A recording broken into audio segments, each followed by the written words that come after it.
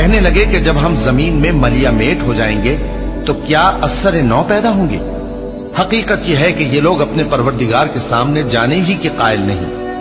कह दो कि मौत का फरिश्ता जो तुम पर मुकर्रर किया गया है तुम्हारे रूहें कब्ज कर लेता है, फिर तुम अपने परवरदिगार की तरफ लौटाए जाओगे और तुम ताज्जुब करो जब देखो कि गुनाहगार अपने परवरदिगार के सामने सर झुकाए होंगे और कहेंगे कि ऐ हमारे परवरदिगार, हमने देख लिया और सुन लिया, तू हमको दुनिया में वापस भेज दे कि नेक अमल करें, बेशक हम यकीन करने वाले हैं। और अगर हम चाहते तो हर शख्स को हिदायत दे देते, लेकिन मेरी तरफ से ये बात करार पा चुकी है कि मैं दोज़ख को जिन्नों और इंसानों सबसे भर दूंगा।